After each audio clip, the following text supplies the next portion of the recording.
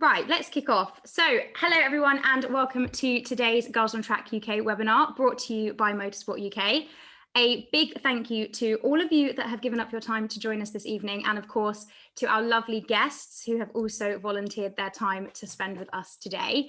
I am Ariana Bravo, and I currently co-host the Autosport Formula One podcast, and I also co-hosted the Driven by Diversity podcast, which you can find on all the usual podcast platforms. And I'm also very fortunate to host some of these amazing sessions for Girls on Track UK. I took part in some of the Meet the Women of Formula One sessions that we recently did, which you can find on YouTube if you missed any of them. And today I'm very excited because for those of you that don't know, this week, June the 1st till June the 7th in the UK is National Volunteers Week, in which we celebrate all the amazing contributions that volunteers make. And Girls on Track UK had the wonderful idea of hosting today's webinar, giving us an opportunity to speak to some incredible volunteers within the motorsport industry and a chance for you guys to ask whichever questions you might have as well. So today we're joined by 5 ladies. We have Chloe Jones, who is a scrutineer, Dot Yuota, who is clerk of the course and a marshal, Cheryl Lynch, who is a steward, Nadine Lewis, who volunteers as a marshal, and Sue Sanders, who is also clerk of the course rather. Now, as you can see, these ladies volunteer across really exciting areas, so there's going to be so much to discuss. But before we get into that, just a few housekeeping bits as usual. The session is being recorded, just to be conscious of that. And most importantly, these sessions are for your benefit. We want you to ask the questions that you have burning inside. I will lead the session for the majority, and then we will bring in any questions you have. So make sure you use the Q&A function at the bottom of the chat, and then I'll get through as many as I can as the conversation goes on. But I don't want to waste too much more time because we have lots of people to get through and lots of interesting stories to share. So let's kick off with Chloe. Chloe, can you hear me okay? Yeah, I can. Wonderful. How are you today? I'm all right. I'm a little bit sunburnt, so it's making the most of the weather. Now, Chloe's actually joining us while she's on holiday as well. So this is the dedication that we have amongst the ladies with us today. So as I said, Chloe, you are a scrutineer. To kick off, can you just give everyone an overview of what your role actually entails, what you actually do as a scrutineer for anyone that might not be that familiar? Yeah, so we do kind of a lot of things. So it depends on the event. We basically do the pre-event check, so making sure the car safety is okay, going through the clothing, helmets, these are all up to standard. On event, so while they're racing, we'll then continue the check to check the car nothing's fallen off it, people are still wearing the same equipment. And then after the event, we'll do kind of like post-event checks again, making sure basically all the cars and the teams and people are complying with our regulations. Very interesting. I'm sure everyone that's a motorsport fan is familiar with your role to an extent as well. Now, we actually had a question sent in, which I'm going to put to you straight away, just for whoever it is that sent it in. Someone has actually asked, as a scrutineer, how long does it take to inspect each car on a typical race weekend? Is that an answer you can give us, or does it vary massively depending on the event? I think it depends on the event and it depends on the vehicle as well. Because if scrutineer, say, a certain discipline, you get to know the cars, the competitors, you tend to know the cars inside out. So when you come to an event, you already know the car and you can do the basic checks as normal because you already know it. You might be very good friends with the competitor and they might be down the road and like that. So it's a hard one because it all does depend on the car. But normally, like I would say, above like 10 minutes, it depends, but I do like to have a good check because it's fannies you like to have a look in kind of thing.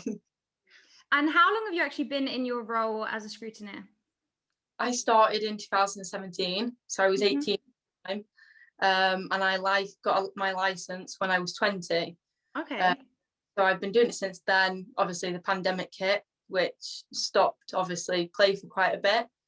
But before that, I did a lot. I did Wales Rally GB. historic Formula One cars. I got out there to everything during those times, so it was brilliant.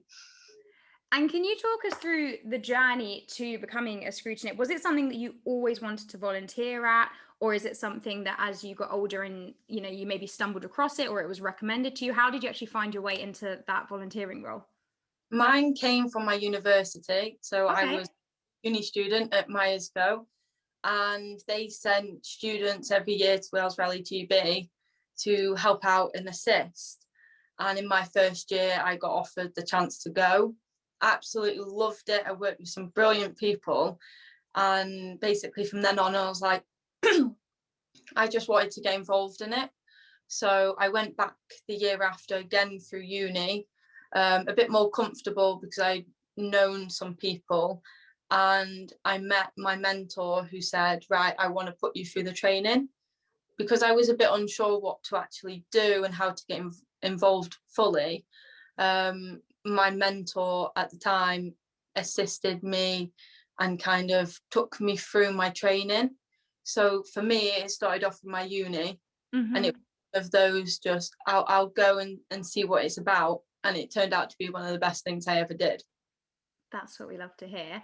We've had a question come in from Alex, who's asked, what did you study at university and what is your current full-time job? Is it related to scrutineering? So I studied motorsport management and logistics, so 3-year course, got a degree, and then I now work at Motorsport UK with Cheryl that you'll speak to later on. So I do race, speed and kart. So it's a little bit different because I always was involved in cross country. So I came from off-road. So now I work on tarmac and circuits, which is nice because scrutineering brought that to me. I never had the opportunity beforehand to go to a circuit, and scrutineering gave me that opportunity to go and see all these cars and all different circuits around the UK. Yeah, really hands-on experience. Now, in terms of the qualification and the license that you had to obtain, for anyone listening that might be interested in following in your footsteps, can you talk us a bit more through that process? Is it challenging? Is there any advice that you would have for people that might be looking to take that qualification and license? So obviously when you start out, you get a trainee license.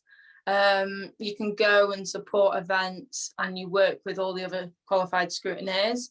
You then obviously through Motorsport UK, you get like a book that you start signing off with your signatures kind of thing to prove you've done X, Y, Z.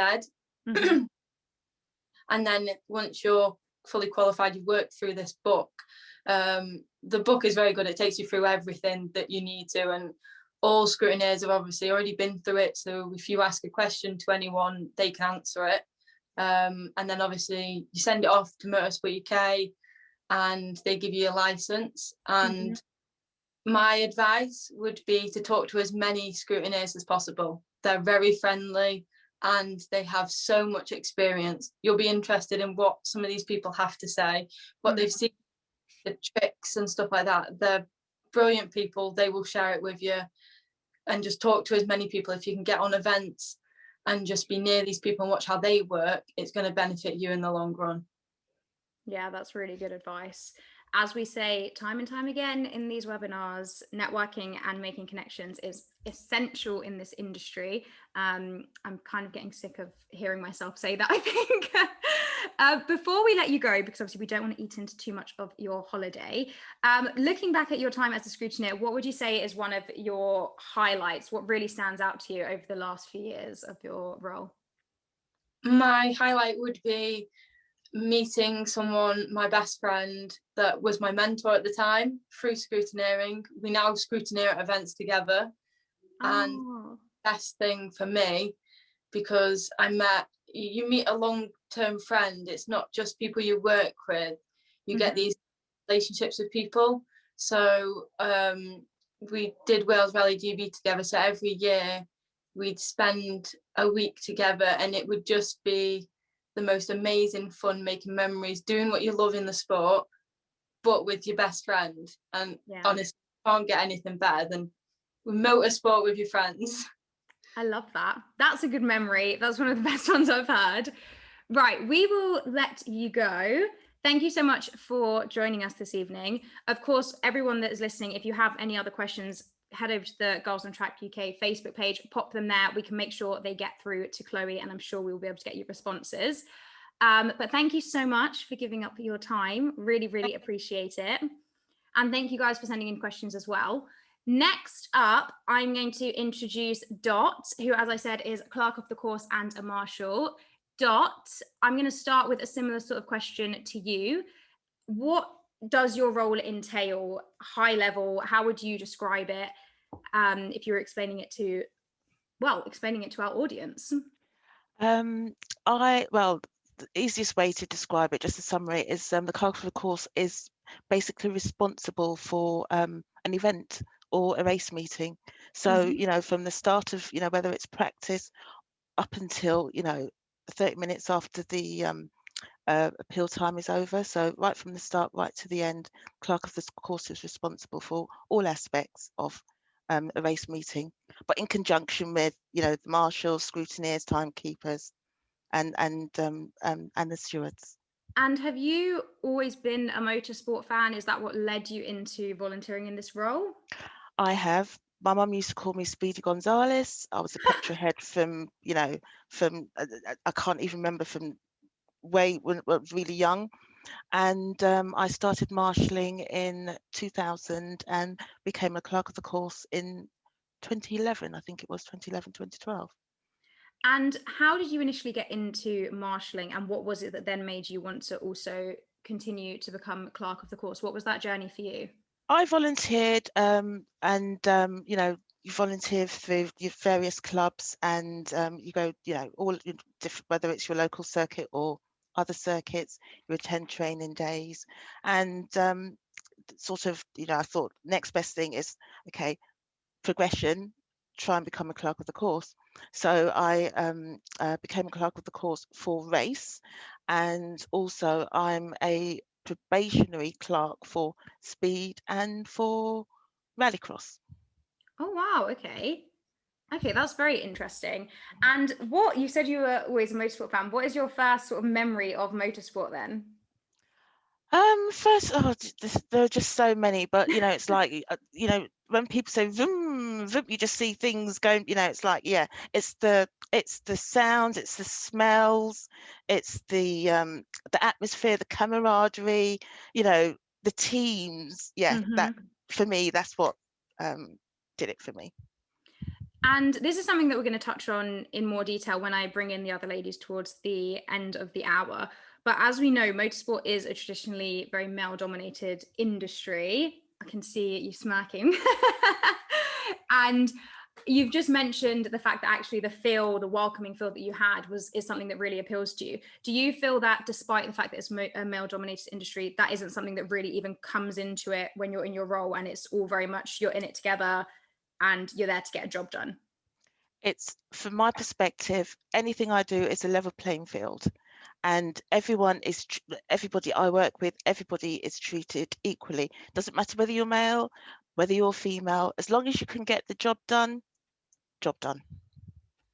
And there you have it for any girls or ladies in the chat right now who might be doubting or feeling a little bit anxious about entering the industry. Pretty concrete view there on making it into the industry.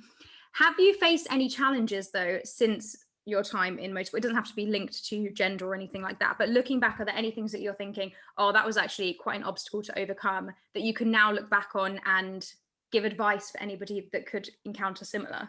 No 2 days are ever the same, and motorsport is dangerous. I've been witness to unfortunately sort of the bad side of it, sort of fatalism. But at the end of the day, motorsport is dangerous, but we all go in to motorsport because we love the sport.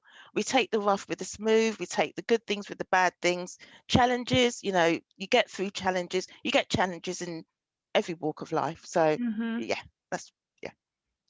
we also had a question that was sent in ahead of this evening's session, and somebody has asked, how important is it to know multiple languages? Do you find that in your role that is a benefit, or is it something that people don't need to be put off by if they don't know many It languages? doesn't, it hasn't been an obstacle, to be perfectly honest with you. It does help when you've got somebody, especially when you've got like an international meeting, you've got international teams. It does help when somebody can speak, you know, a different language. But in the mainstream, it doesn't restrict, or there's no obstacle to what we're doing without a second language, if that makes sense. Yeah, definitely. And as a clerk of the course, what characteristics do you feel are most important? That's another question that we got sent in. What are the things that are most important to have quality-wise, characteristic-wise, to be successful and to You've got to be things... firm. Oh. You've got to be able to manage. You've got to be diplomatic. Yeah, I think those are the main, and also you've got to know, you know, Motorsport UK, I don't know if you can see it, you know, they're the blue book. Yeah, we can see it. Everything is, we are guided by everything in Motorsport UK's yearbook. So as long as you know your regulations, if you don't know, there's always somebody that you can ask. Not a problem. Easy Yeah, peasy. so don't be afraid to ask for help and Correct. raise your hand. Correct. Now, linked to that, somebody else also sent in a question. I'm really sorry, I don't have a name for these questions because they were sent in ahead of time. But somebody's actually asked, are there options to volunteer where you don't need to know anything about engineering or mechanical topics? And that, of course, is open to everyone on the panel when I get to you guys as well. But as soon as I'm with you, Dot, in the roles that you do, are engineering and mechanical skill sets or knowledge essential? Not essential, because people that I work with, especially the scrutineers that I work with, will tell. I'll just say anything technical just goes over my head, and I'm on the phone, you know, either to a scrutineer or a timekeeper, or you know, a racing driver, just to get their what they think about certain things, or you know, if they, when they start going into sort of slip diffs and blah blah blah, it's like no, you know, it's like you don't have to be an engineer, you don't have to be technically orientated to become a clerk of the course. It helps, but it's not essential. Important. Yeah, perfect. And I think that's an important point more widely about motorsport, because I know that a lot of potential fans get put off by some people in motorsport who are exceptionally technical, and for them that's what the beauty of the sport is, but it's not essential. We can all enjoy and engage with whichever series might be of your choice without knowing every single tiny engineering detail, because I certainly don't either, and here I am liking it. Jot, thank you so much for giving us that quick chat. I'm going to jump over to Cheryl now, who is a steward, and I'll bring you back in a little bit too. Cheryl? Hello, you're next up. I feel like I'm on some sort of game show or something where I'm just bringing the different contestants through. So as a steward, starting with the same question I've asked the other ladies, could you just talk us through how you would describe your role, and maybe even what a typical day would involve, if that even exists?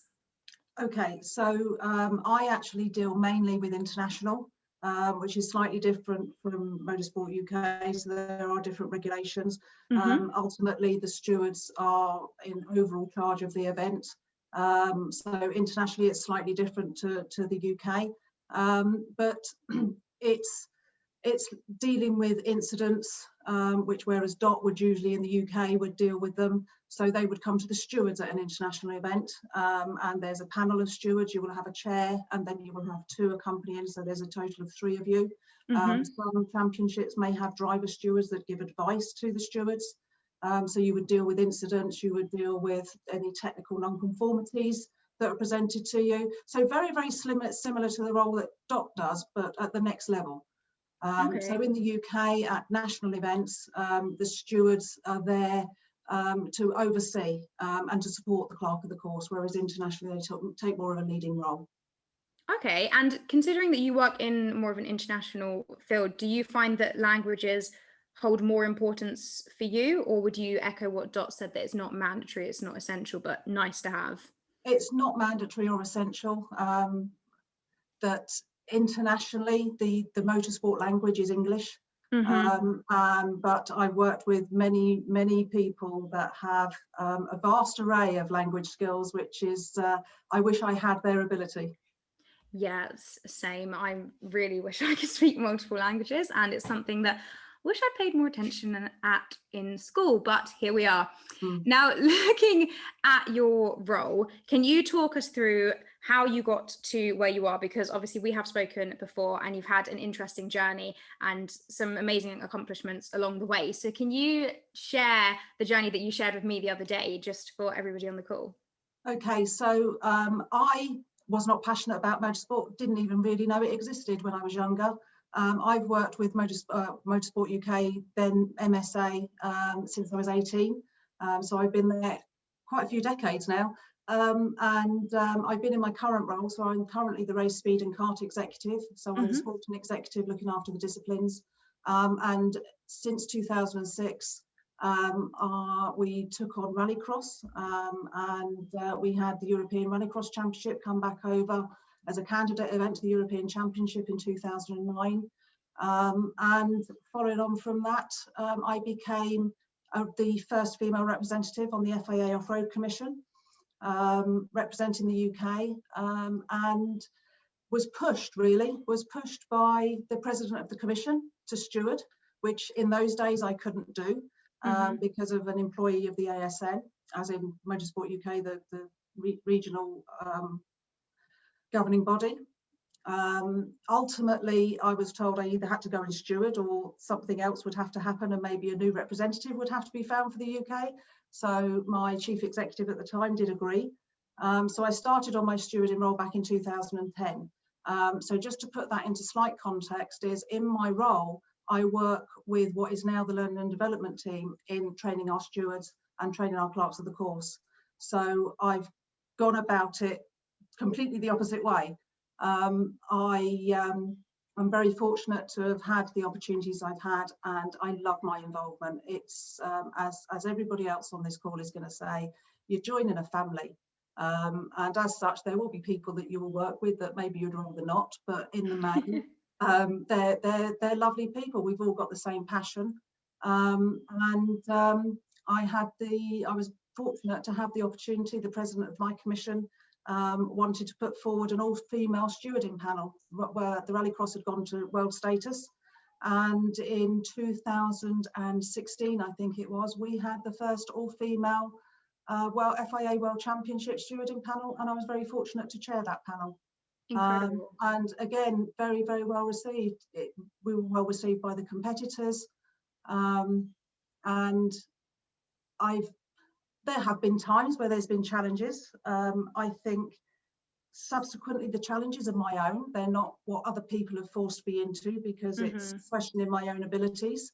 It's overcoming the view that you think people have a view. I don't think it's necessarily a female issue. I think it's whether you're male or female. I think certain people will have the same concerns. You want to do the best job you can to the very best ability and to be received in the best possible way. And how have you overcome those challenges of the self-doubt or the view that people have a view of you? Because of course everyone has that mindset at a time. Sometimes it's magnified in the motorsport industry or industries that are slightly more like niche and specialized. But what have you done yourself to be able to overcome that and to be able to push past it in order to succeed in the roles that you are in? Take a deep breath and carry on doing it. I'm very fortunate, as with again everybody else that's involved, that you have that support network. I've known Sue for very, very many years. I've known about her involvement and what she's done. So I have leaned on Sue. I've also, I've been at an event presented with a technical issue and being told that we had to work something a certain way and not being comfortable with it. So actually phoned one of our senior stewards in the UK who was on another foreign event and said, this is my problem, what do you think? So it's having that support network and having the support of the people you're working with. That's brilliant. And I think that that's a testament to the volunteering community that all of you represent right now. And for anyone that's tuned in right now, I hope that reassures you that you would be joining an incredibly supportive and caring group of people. Now, looking at your time as a steward, what would you say you find most interesting about the role? What is it that really like gets you going? The whole thing of being at an event, you know, from start to finish, you know, it's just that involvement. It's having that the dealings with the people, whether they be competitors, whether they be happy or angry, and it's trying to help everybody enjoy what is a fantastic sport. You know, as the same thing would be for Dot, that you sometimes have to give really awful decisions, and it's all about the way you do it. I have recently stewarded in the UK in the last couple of years. I stewarded on a karting panel for our British Kart Championships, and my aim of the game was as high a percentage as possible, everybody to walk out the stewarding room with a smile on their face, and other than one or two, that happened. And it's not degrading the status of who you are, but it's about dealing with people on that basis, firm but fair. Yeah, absolutely. Right, thank you very much. I'm going to bring Nadine in now. Nadine, would you like to join me as well now? Now, Nadine is also a marshal. So, of course, we have had a little bit of detail about how marshalling works, what the role entails. But Nadine, I would like to talk to you about your journey into the role, because I've spoken to all of you ladies offline as well. And your journey in is also really interesting because it started at uni. And a lot of the ladies listening may also be going to university or be a similar sort of age range. So can you talk us through that path that led you into marshalling? Okay, not quite at uni. I used to watch Formula One with my dad. And your first, one of your memories is a particularly brilliant one that I'm jealous of. So I used to watch it on the telly. He used to work away during the week, so the only time I got to see him was on a Sunday, sat in front of the telly, watching the Grand Prix. So that's kind of how I got into motorsport. I'd never been to an event or a circuit before. The first event that I actually went to was the Donington Grand Prix when it was wet. I went on the qualifying day, which wasn't wet, with my dad, and then my mum and dad went on the Sunday to watch the race. And I sat at home glued to the telly, and had to tell them all about it when they came home, because they couldn't hear the commentary, couldn't see any TV screens, had no clue what was going on because the weather was just so atrocious. And so I had to wait for them hour and a half away to come home for me to tell them exactly what had happened in the race. And have always been, since then, I guess, interested in motorsport, but only really ever thought about Formula One. Didn't really know anything else. Didn't really say anything else on the telly. Didn't really know anything about any other kind of motorsport. And a friend of mine, she actually heard it being talked about on a local radio station. It was a marshal being interviewed by somebody on the radio. And they gave a phone number, and she took the number down and said, "This is something you'd be interested in." And I was like, I'm not going to be interested in doing anything like that. I haven't got time. I'm working. When am I going to be able to do this? And she said, just phone the number. Just phone the number. So I phoned, and they said, "Would you like to come to a taster day?" Okay, what's one of those? Well, just come down for the day on a Saturday. Here's some dates. Which date works for you? Sorted a date out, and I went to Alton Park, which is my local circuit, and got taken on a taster day. And the taster day at the time was run by a gentleman called Cliff Hammond, who unfortunately is no longer with us, but he had been marshalling for a long time at that stage, and he took us on a tour of the circuit, took us to different marshals posts, introduced us to different people, and if things happened, so while the cars were out practicing, explained what was going on, explained about the flags, explained what all the different people were doing around the circuit.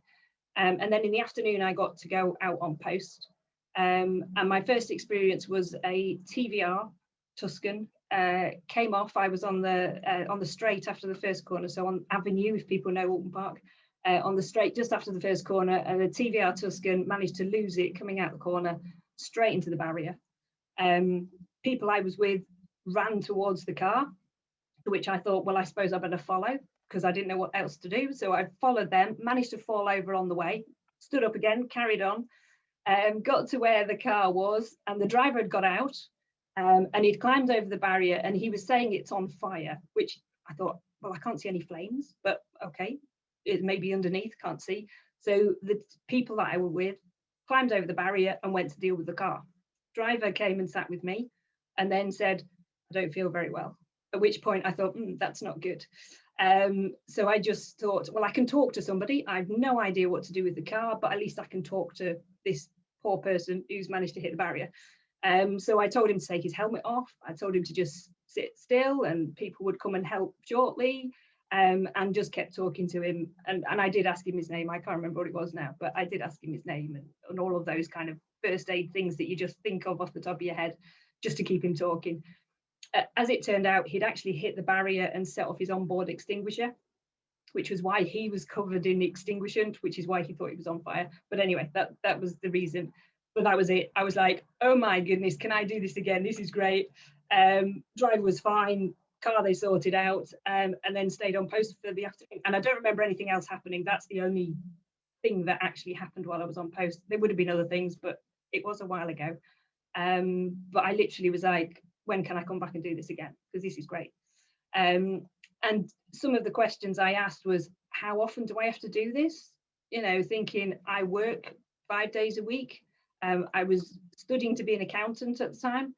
And I thought, I'm studying and I'm working, you know, I can't give up all my time. And they're like, well, maybe 5 or 6 days a year. And I was like, really? Is that all? And they're like, yeah, if you can do more, that'd be great. If you can't, that's fine. You know, when you can, whatever. I was like, oh, great, where do I sign? So so I guess that was it, me getting into motorsport. That's how I got in. And would you say that for people that may be looking to follow you in your footsteps and get into marshalling as well, that time requirement is still as flexible as it was when you joined? Because I know other people may also be thinking, oh, I don't actually have the time, but I would love to get my foot in the door. Is it still that flexible? Absolutely. We basically look at it in the sense that the more you can do, the more experience you will gain. So it's entirely up to you what you can do and what you're wanting to get out of it. If you want to progress, if you want to get more experience and do all the things, then you'll have to put a bit more time in. But that's down to an individual. It's also down to a person what they want to do, because there's all the different disciplines of motorsport. So speed, kart, hill climb, rally, all of those different things, as well as race. So some people might do different disciplines on different weekends, which you can mix and match. And depending on how involved you want to get and where you want to go. So if you wanted to go to the British Grand Prix, for example, you'd have to do a certain number of events in the year before you apply. So that's part of the application process. You have to be a certain grade, so you have to have already got so much experience before you can even apply. But then you can then go and do something like Formula One. But some people don't want to do Formula One. They might just be quite happy staying at their local circuit. So as I say, my local circuit's Alton Park. So I could go literally and just do which events I wanted to at Alton. As it is, I go to different circuits as well. So you can pick and choose, you can mix and match. If you are away on holiday up in Scotland and you fancy an event at Knockhill while you're there, you know, you can build it into different things that you're doing. As it's all voluntary, you're not paid to go and do these events, so it's what you can afford in terms of travel or staying over or whatever. So hence some people do just stick to their local circuit, because that's the cheapest way of doing it. But there's, depending on where you are, there could be 10-15 events a year at that circuit or more. Some circuits have a lot more than that number of events. And also, I think that the fact that you can stay at your local circuits shouldn't be looked at as if that's not as exciting and fun as doing something like Formula One. Because I know when I've spoken to multiple people across the industry, so many people actually stress that Formula One is often not as engaging when you're actually in it, because it's a lot more structured and you're a lot more limited in how involved you can get and how much hands-on experience you might pick up initially. Whereas starting at your local track, obviously, you know, it's a lot more hands-on. You're going to get to network a lot more easily with the people around you. You're going to get to make some great connections, and often you're going to end up potentially working and helping the people that are on their journey into Formula One or the other top levels of motorsport anyway, right? Absolutely. And I think that's really important, because most events that run in the UK are run with amateur drivers. So during the week, they're working, saving their money to look after their car that they are then going to take racing at the weekend. So same as us volunteers, we have a day job during the week and we're motorsport at the weekend. And then you see certain individuals go up the ranks. So just to name one, Lando Norris, I saw him in Ginetta Juniors. That's where he started. My husband actually saw him testing in Ginetta Juniors, you know, before he'd even actually got that seat in that car. And then we might see drivers who end up in Formula One at those lower levels, and you might be able to say, oh, that's the next Lewis Hamilton. You know, it's like, oh, he's pretty good, you know. And if you go often enough, or if you follow certain championships or clubs, you'll see those drivers and you'll see, and oh, look, he's progressed, he's moved from that championship to that championship, and actually he's quite good, you know. So really interesting. And I think because a lot of the club events are, as I say, have got amateur drivers, they're there to have a good time. They're there to enjoy motorsport. And we as volunteers, that's why we're there. I don't particularly want to go and see cars crashing into each other, because that means I'm probably going to have to do something. Whereas I would much rather see a great battle between cars racing, you know, for position. And then you think, gosh, that guy's a solicitor and that guy works in a bank. And, you know, that's what they do as a day job. But at the weekend, here they are racing their pride and joy and doing their best to get from 8th place to 7th place, because that means they've actually got their class win rather than necessarily winning the race. They've won their class. And it's all of those battles that you see going along. So that's what I love, is just seeing those drivers, seeing their enthusiasm, them scraping around in the paddock because they've had a bit of a problem during qualifying, and seeing if somebody's got a spare something that they can attach to the car. As I'm not mechanical, we spoke about that before, I'm certainly not mechanical, but they might, you know, they'll help each other out. The different championships, the different clubs will help each other out, and it is a big family. I think, and across the board. So if, say, as a marshal, we've seen somebody have a bit of an incident in the morning, maybe they just had a really bad practice, maybe they just broke down, they just stopped out on circuit, and you get the opportunity at lunchtime to call in at the paddock and you have a wander around. You say, oh, have you fixed your car? You know, where did you end up qualifying? Right, we'll wave at you when you go past. And all of that, you just kind of like then just start having those conversations with people, and that builds the network. Because then next time they come back, they go, oh, you know, you did really well, and you finished really well in that session, and those kind of conversations start up as well.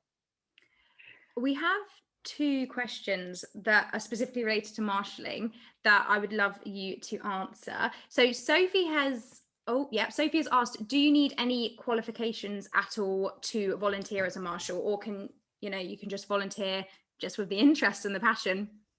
Absolutely not. I as I say, I had nothing. I'm not mechanically trained at all. As I was trained to be an accountant at the time. That's not what I do now, but that's what I was training to be, which doesn't particularly help with volunteering. So no training beforehand required, no particular qualifications. Training is given, so you don't have to start with training, but there are training sessions that happen, and most importantly, I would say, is gaining that experience by being out there and in a team of people who will show you what to do, and what you need to do and what you need to be aware of, and that's how you'll learn. Perfect. Oops, sorry, there's some feedback there. Another question that we had sent in is from somebody who said, I've just entered Formula Woman as a complete novice and I help with marshalling. Do you have any advice? What would be your advice for someone just starting out? In terms of marshalling, I would say try out lots of different things.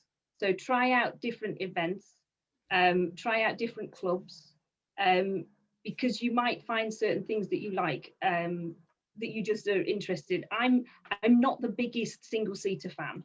So I have done Formula One, but I'm not the biggest single-seater fan. I would much rather look at historic cars and big V8 engines, noisy things. They're the ones that I really love doing. So classic touring cars, classic sports cars, that GTs, those kind of cars are my thing. So I will pick and choose which events I want to do based on what I know I'm going to see racing. So I think that's the key, is do lots of different things, try them out, try different places, if you can, obviously, if you can afford to go, because you'll be with different people, you'll get a different insight, you'll see different things happening, you'll get so much experience, and that you can then pass on to other people as well. Perfect. Thank you so much, Nadine. I'm going to now switch over to Sue, who is also clerk of the course.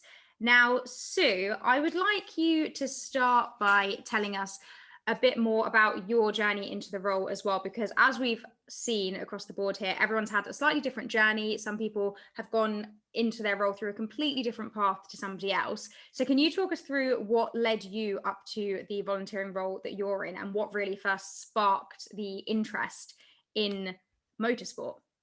Do I have to start at the very beginning? Please do. Oh, okay. Very weirdly, I started as a dancer and then a beauty therapist, which bears no resemblance to where I am right now, none whatsoever. But I was taken at 14 to watch stock car racing, which, for those that don't know, can also be called bangers. It's just kind of quite the most basic level motorsport around a dirt track with lots of mud and hot smelling exhausts, and just gorgeous. So I actually did that at 14, just for like a few events. I'm not quite sure how I was allowed to go, because it was always very late coming home, but I was. And then there was nothing. But after I'd learned to drive, I then asked my mother if she, only my mother, because she worked in a big office. My father was a postmaster, so he wouldn't have known. If she knew of any like clubs locally that had anything to do with motorsports. So she found out that there was one just a mile or so down the road. And then I just drove there and turned up and walked in. And it was a room full of around 140, 150 people, all crowded around the bar. And it was kind of a daunting experience, I have to say. But I just walked up to the bar, ordered a drink, and stood there and wondered what I was going to do next. And very happily, somebody started to talk to me. And exactly like everybody else has said, what a gorgeous group of people, instantly made to feel welcome. What are you doing here? How have you found out about us? What do you know? And of course, I knew nothing, absolutely nothing, except for stock cars. I mean, I really had no clue. And they were just wonderful. So that welcome was just phenomenal, right back in 1970 something. So a long, long time ago, but absolutely great. And then from there, I just started to volunteer, and mostly nothing to do with what the rest of the guys have been talking about, but rally. So that was it for me. Night rallies, scatter rallies, auto tests, and actual rallies. So that's where I started. And with the exception of a radio operator, I now know I've done every role on a rally. So no, forgive me, Chloe, I haven't been a scrutineer, but I have done noise testing. So that's a simple one that you need no engineering experience for, just the basic knowledge and competence. So, but that side of the sport is very different, and loved it. And almost on the first year, watched a World Rally Championship event, Lombard RAC Rally, and saw a female going around before the competitors in a car. And I said, well, what's she doing? What's that woman doing? And they said, oh, that's a safety car. And I said, I want to do that. Took me 20 years of volunteering, but I did it. And now I train people who are in safety cars. So if you're really determined and you love it, it doesn't matter where you begin. And that's exactly why I asked you to start at the very beginning, because I think it's so important. We often get people on the Facebook page who say, you know, I'm doing something completely unrelated, but this is my passion. Can I make it in? Is it a possibility? And of course it is a possibility. I mean, I work in a completely unrelated field alongside the work I do within Formula One as well. And as long as the passion's there, as long as the hard work is there, why wouldn't it be possible? I just feel like, don't doubt yourself, don't shut yourself off. If this is what you're passionate about, go after it.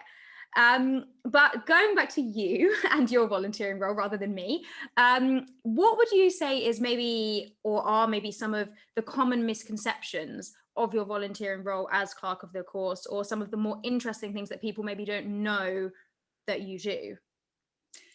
I think some of the things, because I mean, working as a clerk of the course in rally is quite different to working as a clerk of the course in race. Like, there's a massive difference. In race, you turn up at a venue, somebody's already made sure it's safe, it has a permit, somebody goes and checks that everything is correct, and you turn up and you have is everything okay? Yes, fine. Have all the marshals turned up? Yes, fine. I'm sorry, Dot, that is oversimplifying. Forgive me, and I know it is oversimplifying. But then you manage each event, and there are a number of different events, including practice throughout the day, that you've got to be on top of. In rally, as a clerk of the course, you start maybe 12 months in advance for a big event, or maybe 6 months in advance for a smaller event. And you have to go out and find the venues. You have to decide how you're going to set them up in a safe way. You have to make sure there's somewhere for spectators to stand. You've got to decide where people are going to carry out their servicing and repair work, and where they're going to stop for fuel on the way around. You have to plan every single thing. My honest belief is that rallying, particularly where there are different venues, multiple venues throughout an event, is the most complex sport in the world, because there are so many aspects to it, not just the competitors, but all of the service crew and the mechanics and the marshals. So, for instance, on Wales Rally GB, which is the World Rally Championship that, you know, hopefully we'll get back quite soon, but it's just on a bit of a pause at the moment. But we would have anything up to 2,000 marshals as volunteers supporting us on that event. And they all need to be trained to the right standard. They all need to be supplied with all the right information and, you know, maps of how to get to where they're going, what time they've got to be there. And all that ultimately has to be delegated from the clerk of the course to a number of different people. So the role of the clerk of the course is huge. It is management, as Dot so rightly says, but really high level. And we've had a few different questions coming in saying, how do you actually initially find these opportunities to get into volunteering? So for the people that are on the call that might be completely inspired, and I'm sure they will be after listening to you all, where would you point them for resources and information so that they can actually get involved and take that step into volunteering in whichever area? There are a couple of different ways. I'm going to suggest two easy ones, and we'll also put something, either Jenny will probably put something in the post-webinar notes. Mm-hmm. But one of the first ones you can do, and I know Nadine will step in and give me the correct email address, and we'll add that into, and the web address, and we'll add that into the post-event information as well. But you can volunteer through a number of clubs. There are 17 clubs in the UK that are specifically for marshals, and there are actually 620 other motor clubs spread across the whole of the UK, Jersey, Guernsey, Northern Ireland, the Isle of Man, every part of Scotland. So if you visited the Motorsport UK website and you can click on Get Started, that's a really good place to go, and that will give you all sorts of different disciplines. You know, we do have many, and each club will run some local ones that you can go to, and you can stand on the side and you can watch, get a feel for what's going on before you say, please may I. You know, you can kind of settle first, or you can turn up and do admin roles. I was an assistant secretary of the meeting before I became an international clerk of the course. It was a fairly stupendous step from one to the other, but it doesn't matter what the job title is, you can just do it. So don't think that any job is less than any other. Every single one is vital. So, you know, consider all of those things. But as Nadine says, there are things called taster days. Certainly they exist for marshals, but we are introducing them for officials. And in other words, these are people like timekeepers, scrutineers, people who work on the rescue units and do some of the, I won't say medical because they are qualified doctors or paramedics, but people who support in any extrication or when the cars have gone off, how they actually recover the car back into the service area or the paddock or wherever.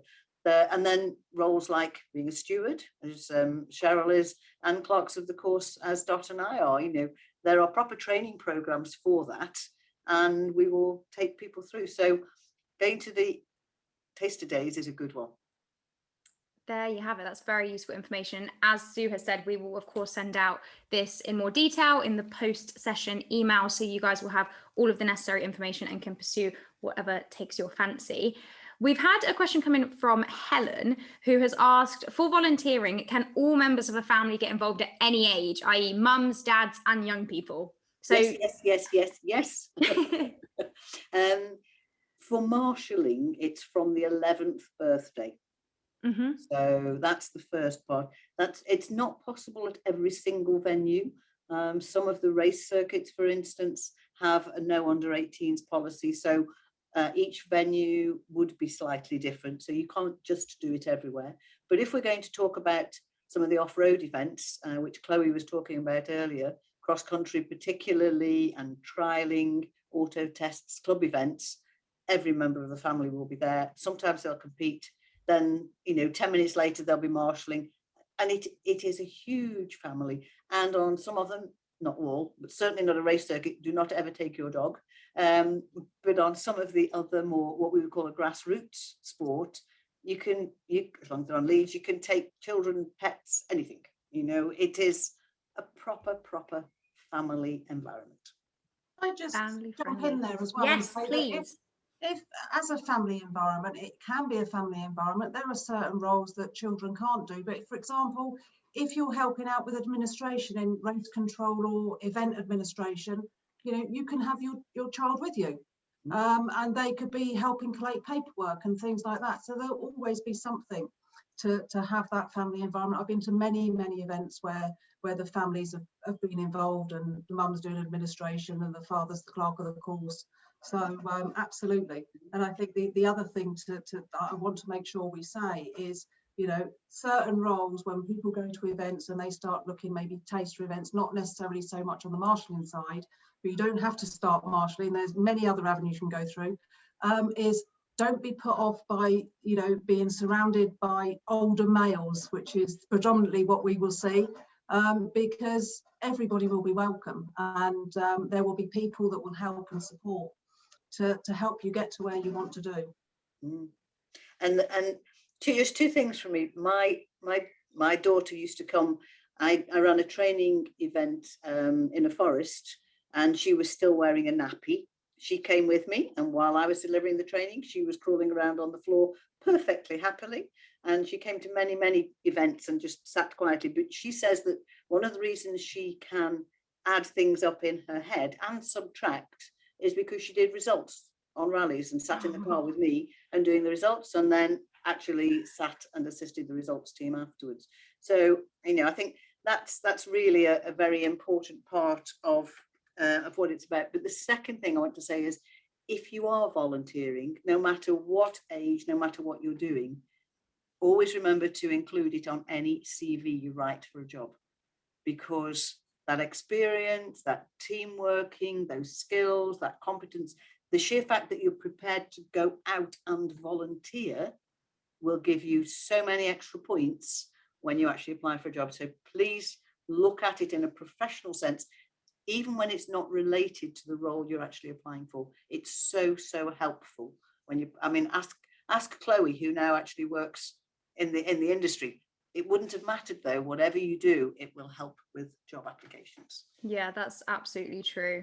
I know that whenever I have job applications, they always ask what extracurricular you can do, what your extracurricular you do. And I've also been on the other side where I've been interviewing people and reviewing CVs, and it is something that you look at because it's a differentiating factor. One of the questions that we had in, which actually links quite nicely to what we were just talking about, and I'm going to bring you back in, Dot, seeing as we're getting to the end of the session. Somebody has actually asked, how can we encourage more female volunteers of all ages? So from your experience, Dot, what would you say we could do as a community, as Motorsport UK, to encourage more ladies of all different ages to get involved? I think first and foremost, it's all about publicity. If people don't see you, people won't know that people like you do what you're doing. So it's more, it's more about publicity and speaking about what we do. Telling people, shouting from the rooftops what we do. But because if you don't tell people, people won't know. Absolutely. People need to see people like themselves in the positions to believe it's achievable and attainable. And that's something I think that's really coming to the forefront over recent years as well within the motorsport industry across all fronts, whether it's gender, whether it's race, whether it's sexual orientation, etc. And that's why sessions like this are amazing, because we have all you wonderful ladies who can demonstrate that it's perfectly possible and there is a place for all of us within this sport, and especially in volunteering. Nadine, I want to bring you back in as well. We've had a question from Ivana, who has asked, anyone can jump in as well also afterwards by all means, what volunteering job would be the most involved in mechanical and engineering sides, where you can learn about them if that is their interest? Are there any specific volunteering roles that any of you ladies might cover that you feel are especially suited to someone who might want to brush up on that side of things? So I would say the scrutineering probably, and unfortunately we've lost Chloe. So I would definitely say it's the scrutineering side of things for the mechanical aspects. That links nicely to another question we have then, which Sophie has asked whether it would be okay to connect with you ladies on LinkedIn afterwards, should she have any other questions, or is there somewhere on the Motorsport UK website that people can channel questions or queries that they might have about the volunteering roles that you guys offer? I would say yes to LinkedIn for most of us, but also using the Facebook community group. I think that would be a very good way, and then Jenny would channel them out accordingly. There was one question about medical rescue safety, which we haven't particularly covered, because in some respects not all of those roles are quite in the same volunteering capacity, in that the professionals are the doctors and paramedics, and they kind of come at this in a different way, although they certainly don't always get their full daily rate, that is for sure. But from a rescue or a recovery perspective, then there is a trainee pathway for them, exactly the same as there is for a clerk or a steward, and no previous experience is required. So that journey is exactly the same. You have a training program, work through it, and it's brilliant. Perfect. Now we are approaching time. One point that I will also say on the LinkedIn thing, and this doesn't just apply to the ladies on this call, but this is more broadly for anyone who might be reaching out and trying to network and make connections with people in the industry. Always just bear in mind that people are very busy, and always approach respectfully and politely when you're asking for advice or guidance, because everyone's swamped. And I know it's easy to feel like you really need to get your question, you really need to get a response, but just a word of advice: always be polite, always be respectful. It will end up much better, and you're much more likely to get a response. And we are literally 1 minute to go. So I just want to check if there's anything that any of you ladies would really like to add or shout out before we wrap things up about your role or about volunteering, or any inspirational words that you might want to share. And if not, then we'll just close things out. But I think all I would say is, if you think you could do it, just do it. There we have it. Cheryl? Don't be put off by being young. It doesn't matter. You don't have to be old to be in one of the positions. I would say you don't have to be mechanically minded to enjoy motorsports at all. Exactly. I would agree with that one. Look at that. Unanimous advice there. Brilliant. Now we've hit 7:30, so we're on time, and I don't want to hold anyone up from their evening much longer. But once again, thank you all for joining us. People that have joined to listen and to ask your questions, thank you so much. All of you lovely ladies who have sat with us for the last hour sharing your experiences and your insights, we appreciate it so, so much. Thank you for being incredible guests. As we've already mentioned, we will send out further details of how you can get involved, resources, links, useful tips, etc. in a email after this session. It will probably come out tomorrow from Motorsport UK. If you're not already members of the Girls on Track UK Facebook page, you need to head over there and join that right now. Do not delay any longer. I can't explain to you how brilliant it is. It's actually been a big factor in getting me to where I am now, and doing these sessions and working with Autosport and things like that. It makes such a difference, and you will find so many like-minded individuals. So please, please don't miss out. And I hope that you all enjoyed the session. There will be more sessions, of course, hosted by Girls on Track UK and Motorsport UK. Let us know what else you want to see so that we can try and arrange things that are particularly interesting to you. And fingers crossed, it won't be long until we can also do some in-person events. But in the meantime, I hope you all enjoy the rest of your days, evenings, wherever you may be. And thank you all once again for spending this evening with us.